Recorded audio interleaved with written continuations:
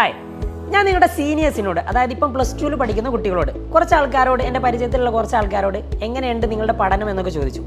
അപ്പോൾ അവർ പറഞ്ഞ കാര്യം, ക്രിസ്മസ് എക്സാം വരുന്നുണ്ട്, മോഡൽ എക്സാം വരുന്നുണ്ട്, ലാബ് എക്സാമിൻ്റെ മോഡൽ വരുന്നുണ്ട്, പബ്ലിക് എക്സാം ഉണ്ട്, അതിൻ്റെ ലാബ് ഉണ്ട്, എല്ലാം കൂടി പ്രശ്നമാണ്, മൊത്തം ഓവർലോഡായി എന്നുള്ളതാണ്. പക്ഷേ ഇതൊന്നും അല്ല ആക്ച്വലി അവരുടെ പ്രശ്നം. +1 ഇംപ്രൂവ്മെൻറ്റ് എക്സാമും അവരെഴുതുന്നത് അവരുടെ +2 എക്സാമിൻ്റെ കൂടെയാണ്. അപ്പോൾ ഈ ഒരു പ്രശ്നം നിങ്ങൾക്കും വരില്ലേ? തീർച്ചയായിട്ടും. ആദ്യമായിട്ടാണ് +1 ഇംപ്രൂവ്മെൻറ്റ് എക്സാം +2 എക്സാമിൻ്റെ കൂടെ നടത്താൻ പോകുന്നത്. ഇനി ഇതിൽ ഏറ്റവും കൗതുകകരമായ കാര്യം എന്താണെന്ന് വെച്ചാൽ, ഞാൻ ചോദിച്ച ആ ആൾക്കാരിൽ ഒരു 80% ആൾക്കാരും ഇമ്പ്രൂവ് ചെയ്യുന്ന ഒരു സബ്ജക്റ്റ് മാത്തമാറ്റിക്സാണ്. എന്തുകൊണ്ടാണ് മാത്തമാറ്റിക്സ് ഇത്രയും കൂടുതൽ കുട്ടികൾ ഇമ്പ്രൂവ് ചെയ്യുന്നത്? കഴിഞ്ഞ വർഷത്തെ +1 മാത്സ് എക്സാം നല്ല ടഫായിരുന്നു.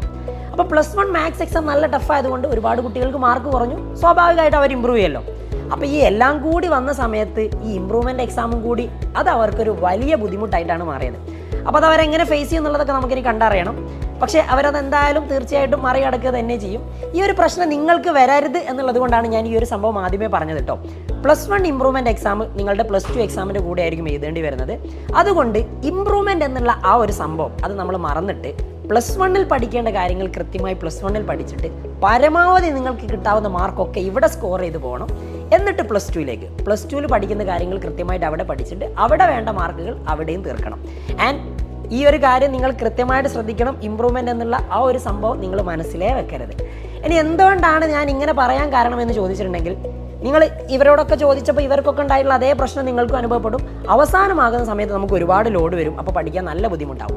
അപ്പോൾ എന്തുകൊണ്ട് ഈ +1 എക്സാം കഴിഞ്ഞ വർഷം മാത്സ് ടഫായിരുന്നു എന്നുള്ളൊരു ചോദ്യം ഞാനിങ്ങനെ ക്വസ്റ്റ്യൻ പേപ്പറൊക്കെ എടുത്ത് നോക്കി, നമ്മളൊക്കെ ഇങ്ങനെ കാര്യങ്ങളൊക്കെ മനസ്സിലാക്കിയ സമയത്ത് ടെക്സ്റ്റ് ബുക്കിൻ്റെ ഉള്ളിൽ നിന്ന് ഒരുപാട് ചോദ്യങ്ങൾ ചോദിച്ചു. അതായത് സാധാരണ ചോദിക്കാത്ത ഒരുപാട് ചോദ്യങ്ങൾ, പ്രീവിയസ് ഇയർ ക്വസ്റ്റ്യൻസ് ആയിട്ട് ചോദിക്കാത്ത ചോദ്യങ്ങളൊക്കെ ഇത്തവണ ചോദിച്ചു. അപ്പോൾ പല കുട്ടികൾക്കും സത്യത്തിൽ മാത്സ് ടെക്സ്റ്റ് എന്താണെന്ന് പോലും അറിയില്ല. ടെക്സ്റ്റ് ബുക്ക് നിങ്ങളോട് ചോദിച്ചാൽ നിങ്ങൾ തന്നെ പറയും, സ്കൂളിൽ മാത്സ് ടെക്സ്റ്റ് കൊണ്ടുവരാൻ പറയാറില്ല, ഞങ്ങൾ ടെക്സ്റ്റ് നോക്കാറില്ല, ടീച്ചർ ചോദ്യം തരും, ഞങ്ങളത് ചെയ്യും, അത്രമാത്രം.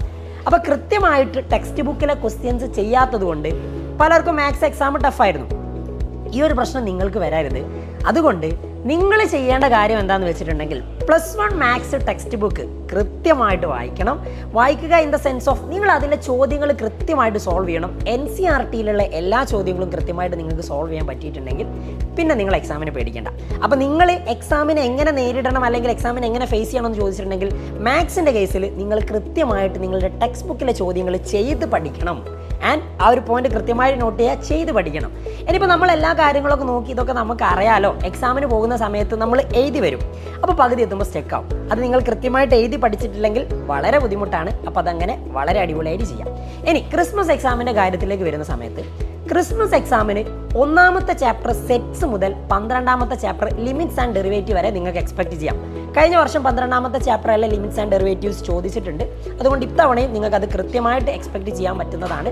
അപ്പോൾ നിങ്ങൾ ചെയ്യേണ്ടത് ഈ 12 ചാപ്റ്റേഴ്സും വളരെ അടിപൊളിയായിട്ട് പഠിക്കുക. അതിൽ ഏതിന് ഇമ്പോർട്ടൻസ് കൊടുക്കണമെന്ന് ചോദിച്ചിട്ടുണ്ടെങ്കിൽ, നമ്മുടെ ചില സ്കൂളുകളിലൊക്കെ ഓണം എക്സാമിന് ഒരു 4-5 ടോപ്പിക്സ് അല്ലെങ്കിൽ 4-5 ചാപ്റ്റേഴ്സ് വെച്ച് എക്സാം നടത്തിയിട്ടുണ്ടാവും. അതിനുശേഷമുള്ള ചാപ്റ്റേഴ്സ് നിങ്ങൾ കൃത്യമായിട്ട് ഫോക്കസ് ചെയ്യണം. ആദ്യത്തെ ചാപ്റ്റേഴ്സ് എന്നൊക്കെ കുറഞ്ഞ മാർക്കിനെ ചോദ്യം ചോദിക്കും, പക്ഷേ അതിൽ നിന്നും എന്തായാലും ചോദിക്കും. അതും കൃത്യമായിട്ട് പഠിക്കുക. ആൻഡ് അതിനുശേഷമുള്ള ലിമിറ്റ്സ് ആൻഡ് ഡെറിവേറ്റീവ് വരെയുള്ള 12ാമത്തെ ചാപ്റ്റർ വരെ അടിപൊളിയായിട്ട് പഠിക്കാം. അപ്പോൾ ഈ ചാപ്റ്റേഴ്സൊക്കെ ഞാൻ ആദ്യം പറഞ്ഞ അതേ കാര്യം തന്നെ, ടെക്സ്റ്റ് ബുക്കിലെ ചോദ്യങ്ങൾ കൃത്യമായിട്ട് സോൾവ് ചെയ്തുകൊണ്ട് എഴുതി പഠിക്കുക.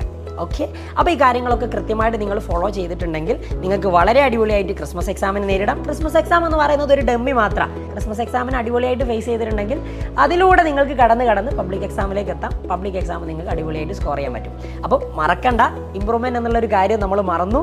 ആൻഡ് നമ്മൾ ഇത്തവണ തന്നെ മാക്സിമം മാർക്ക് നമുക്ക് കിട്ടാവുന്നത് സ്കോർ ചെയ്യും.